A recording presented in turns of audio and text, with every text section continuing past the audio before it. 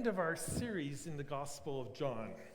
This series started way back in January 11th, and we had 8 weeks of new creation breaking in, and then eight weeks of new creation lived out. And this is the last Sunday that I'm going to be preaching on. Let's bring up the number on the screen. 153. Why on earth would I name this sermon 153? Does anybody know? I see that hand, but I'm going to ignore that because she knows the answer. Anybody else, any idea what the 153 is significant about? Another hand. A number of fish. Hazel, did you have the right answer? Fish. Not just fish, it's the number of big fish. And this story is found in the last chapter of John chapter 21. If you have your Bible with you this morning, grab it, turn it to John 21. If you have a device, don't watch the sports results. Open up your device, go to John 21. And we're going to be looking at this wonderful story that we have in this gospel. Now, some people questioned about John 21. Should it even be in the Bible? And I'm sure glad that it still is. Look at the last couple of verses of John 20, verses 30 and 31. Jesus performed many other signs in the presence of his disciples, which are not recorded in this book. But these are written that you may believe that Jesus is the Messiah, the Son of God, and that by believing you may have life in his name. And some people think, oh, that's it. The book is done. But John had a little bit more to write to us. And this is what we're going to be looking at today, John 21. I'm going to give you 4 words today that are going to help you as we unpack this passage. The 4 words are this: invitation, restoration, commission, and transformation. And as we look at this wonderful story in John 21, we're going to see that they have some application to where we're at today. I'm going to read the first part of this passage, right down to verse 14, and then we're going to consider these things. Afterwards, Jesus appeared again to his disciples by the Sea of Galilee. It happened this way: Simon Peter, Thomas, also known as Didymus, Nathanael from Cana in Galilee, the sons of Zebedee, and 2 other disciples were together. I'm going out to fish, Simon Peter told them. And they said, we'll go with you. So they went out and got into the boat, but that night they caught nothing. Early in the morning, Jesus stood at the shore, but the disciples did not realize it was Jesus. He called out to them, friends, haven't you any fish? No, they answered. He said, throw your net on the right side of the boat, and you will find some. When they did, they were unable to haul the net in because of the large number of fish. Then the disciple whom Jesus loved said to Peter, it's the Lord. As soon as Simon Peter heard him say, it's the Lord, he wrapped his outer garment around him, for he had taken it off, and jumped into the water. The other disciples followed in the boat, towing the net full of fish, for they were not that far from shore, about 100 yards. When they landed, they saw a fire of burning coals there, with fish on it, and some bread. Jesus said to them, bring some of the fish that you have just caught. So Simon Peter climbed back into the boat and dragged the net ashore. It was full of large fish. Here's that number, 153. But even with so many, the net was not torn. Jesus said to them, come and have breakfast. None of the disciples dared ask him, who are you? They knew it was the Lord. Jesus came and took the bread and gave it to them and did the same with the fish. This was now the 3rd time Jesus appeared to his disciples after he was raised from the dead. I want to, in your own kind of imagination, bring yourself beside a beautiful lake and just kind of try to take in what this scene would have been like early in the morning. It's been my privilege, Pat and I have been able to travel to Israel twice, and we've hung out by around the Sea of Galilee. We wouldn't mind living in that neighborhood. It's really that much of a beautiful place. But Jesus is interacting with his disciples sometime after his resurrection. And we're told this story that 7 of the 11 remaining disciples decided to go fishing that night. And why did they decide to go fishing? It was just probably a way to raise some funds, Maybe you do something after all the drama, all the excitement of everything that has taken place. We've just gone through Holy Week. Entering Jerusalem on Palm Sunday, everybody's excited, thinking Jesus is king. And then we got Good Friday and the devastation of that. But Jesus is inviting his disciples here to experience something deeper, to see things differently. I like the way it is in verses 5 and 6. He called out to them, "Friends, haven't you any fish?" "No," they answered. He said, "Throw your net on the other side of the boat and you'll find some." When they did, they were unable to haul in the net because of the large number of fish.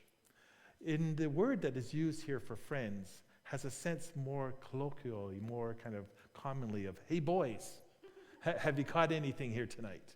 How's the fishing going?" Jesus says to them from the shoreline. "Kids, what's happening out there in the boat?" Jesus is interacting with them. And after a hard night of fishing, they're kind of deflated, and things aren't just happening at all in a good way.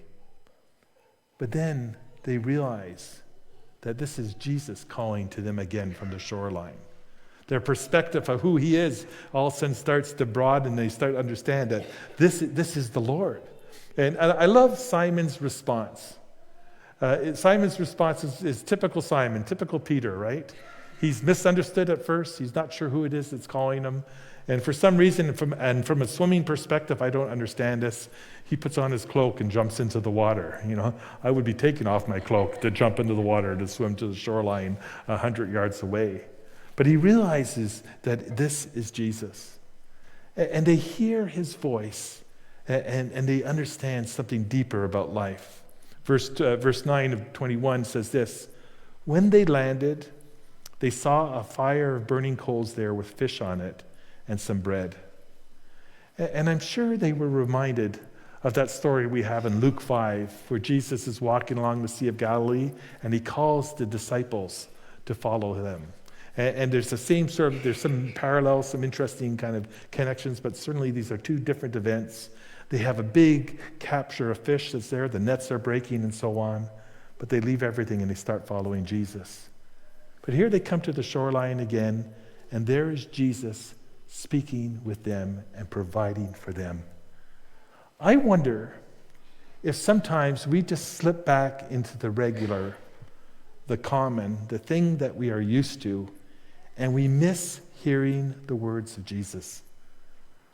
When Simon, or we're told that the disciple whom Jesus loved, said, "It's the Lord," as soon as Simon Peter heard this, he jumped in the water and off he went. But certainly there's some confusion here.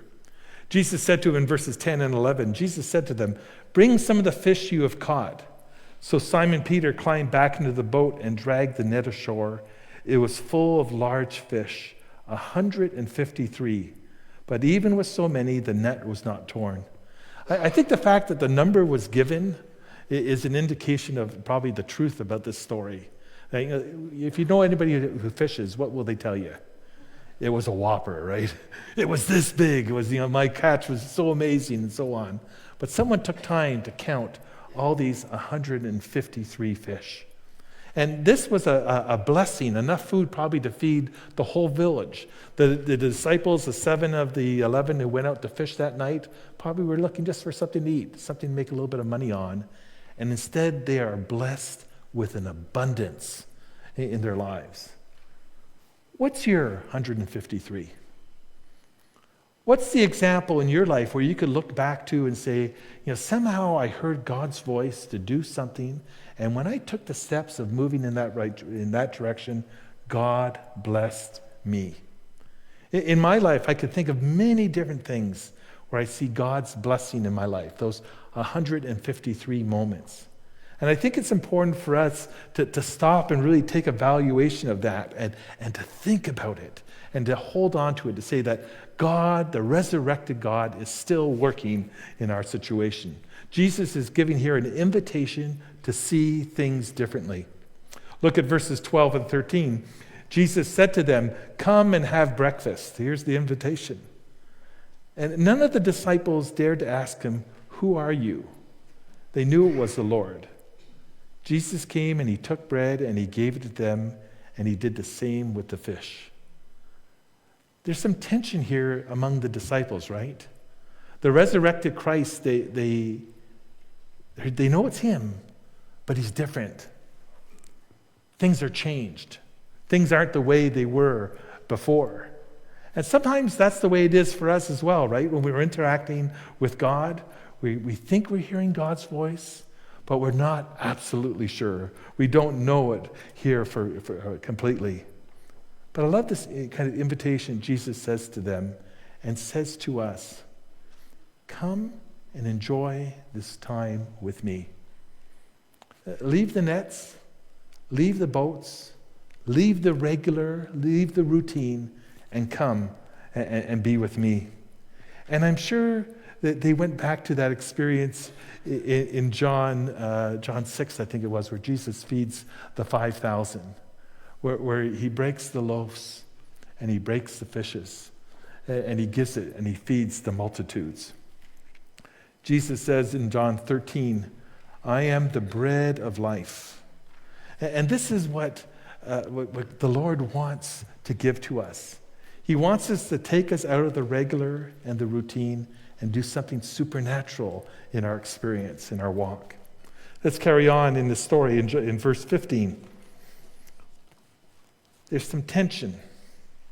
The man who jumped into the water to get close to Jesus had some unfinished business with the Lord. When they had finished eating, Jesus said to Simon Peter, Simon, son of John, do you love me more than these? Yes, Lord, he said, you know that I love you. Jesus said, feed my lambs. Again, Jesus said, Simon, son of John, do you love me? He answered, yes, Lord, you know I love you. Jesus said, take care of my sheep. The third time he said to him, Simon, son of John, do you love me? And Peter was hurt because Jesus asked him the third time, do you love me? He said, Lord, you know all things. You know that I love you. Jesus said, feed my sheep. Very truly, I tell you, when you were younger, you dressed yourself and went where you wanted. But when you are old, you will stretch out your hands and someone else will dress you and lead you where you do not want to go. Jesus said this to indicate the kind of death by which Peter would glorify God. Then he said to him, follow me. Jesus turned and saw the disciple whom Jesus loved was following them. This is the one who had leaned back against Jesus at the supper and had said, Lord, who's going to betray you? When Peter saw him, he asked, Lord, what about him? Jesus answered, if I wanted him, and so on. We'll stop at that point. Jesus answered, if you want him to remain alive until I return, what is that to you? You must follow me. Have you ever been in that awkward situation where you meet someone after you've had a breakdown in that relationship and you have the first meeting together? The Thanksgiving meal at Christmas, Thanksgiving, the Christmas gathering with the family, the Easter gathering that maybe some of us already gone through, the tension that exists between these people, and they see each other for the first time. And here the word restoration talks about the restoration of a fractured and broken relationship.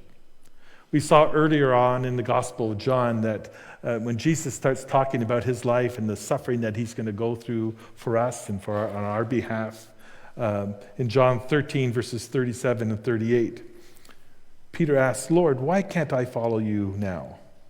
I will lay down my life for you. Then Jesus answered, will you really lay down your life for me?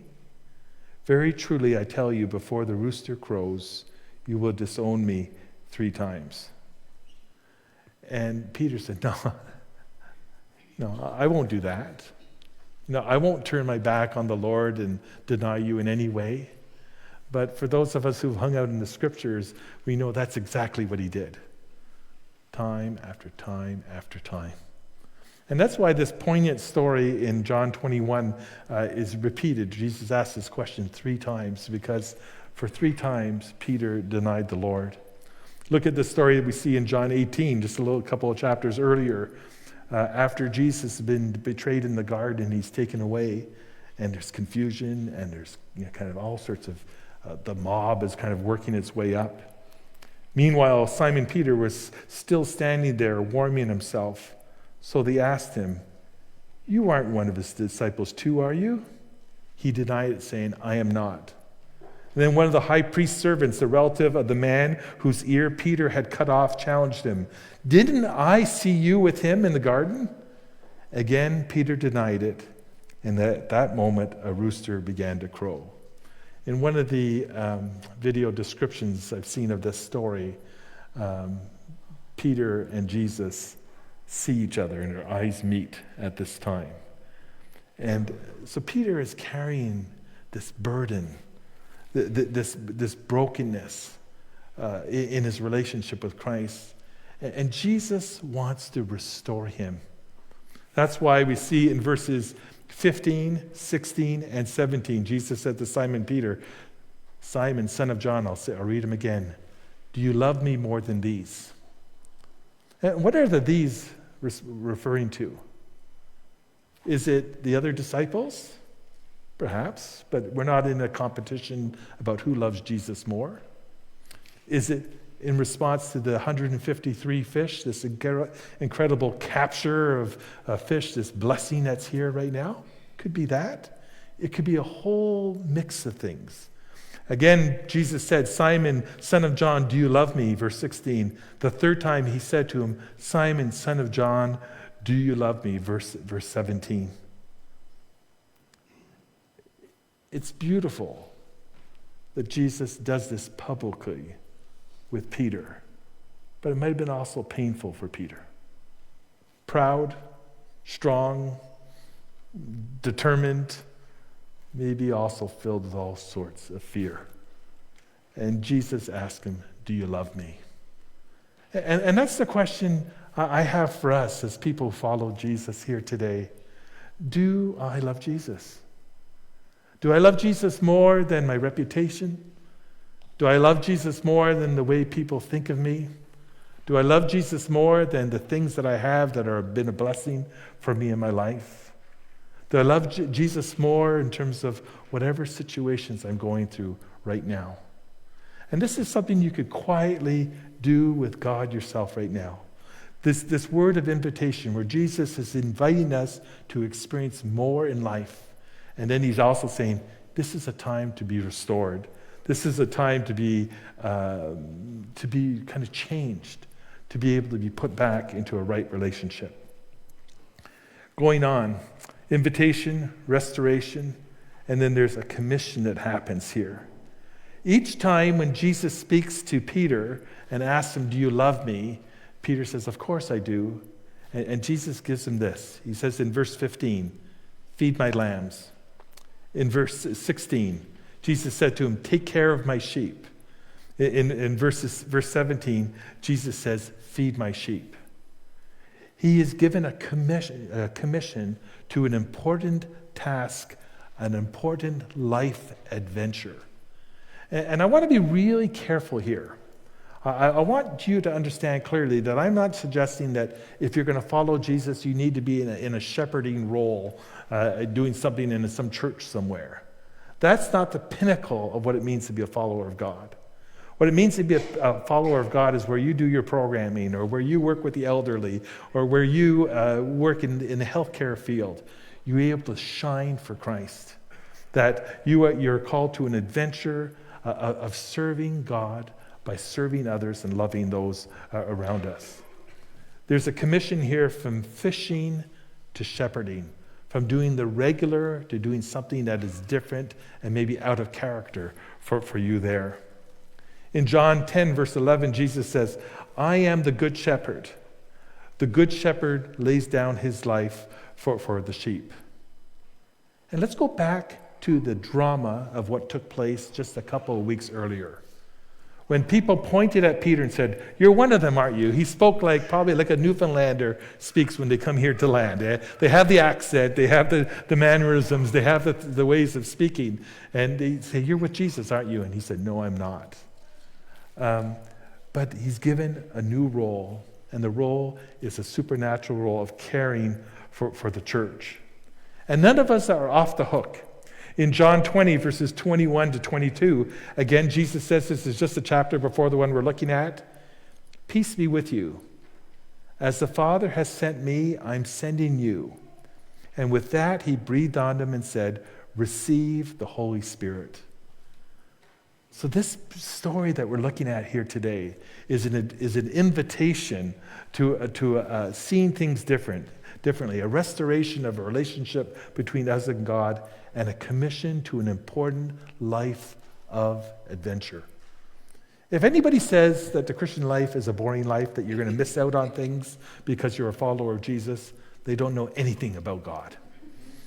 Because when you have a life related to Christ, it means every morning is an adventure. So when you go to punch the clock at work, you're not just there simply to do your job.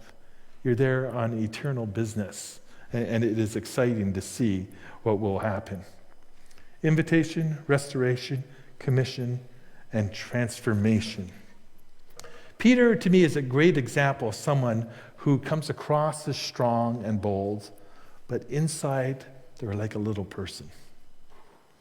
I've met some pretty interesting characters in life, some people who are bigger than life in many ways. And inside this big man, big strong man, was a little scared boy who wasn't sure how to handle the situations that were coming his way.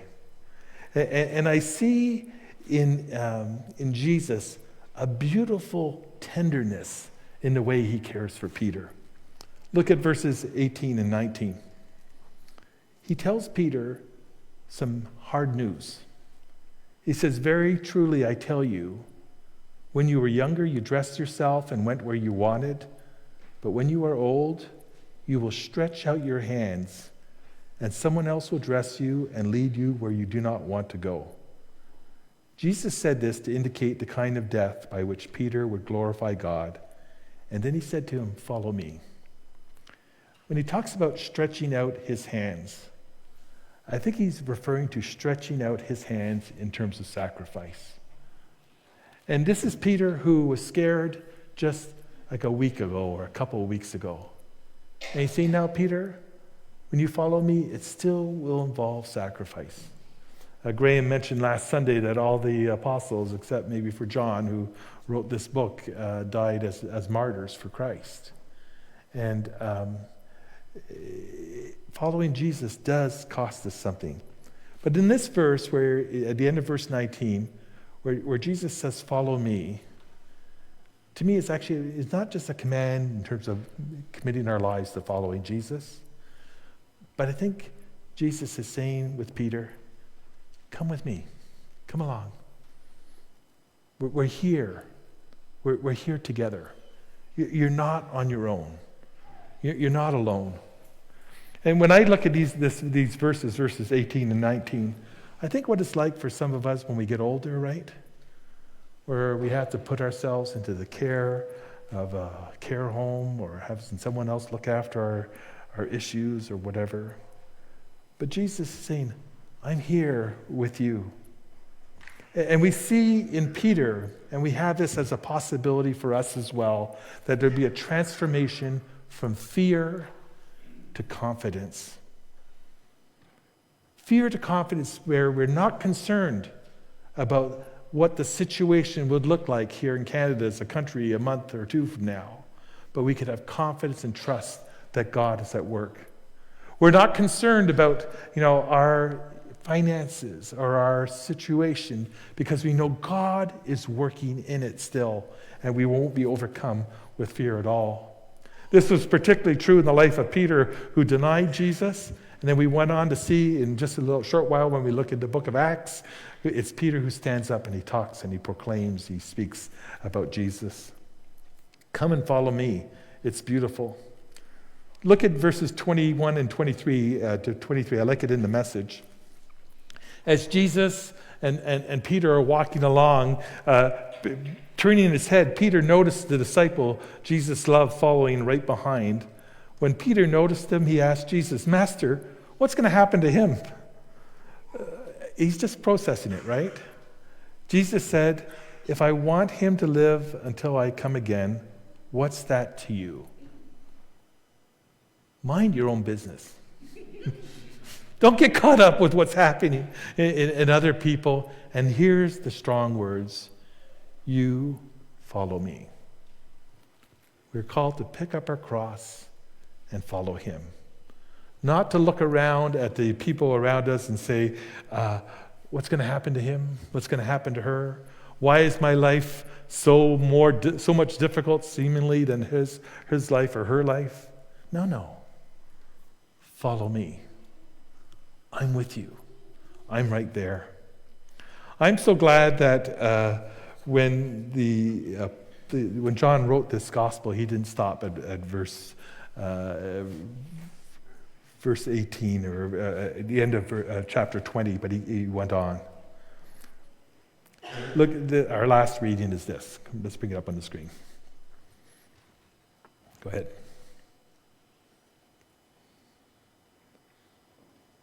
Because of this, the rumor spread among the believers that this disciple would not die. But Jesus did not say that he would not die. He only said, if I wanted him to remain alive until I return, what is that to you? This is the disciple who testifies to these things and who wrote them down. We know his testimony is true. And then John says these words, Jesus did many other things as well. If every one of them were written down, I suppose even the whole world would not have room for the books that would be written. In other words, what God is doing here in the life of Jesus is something big.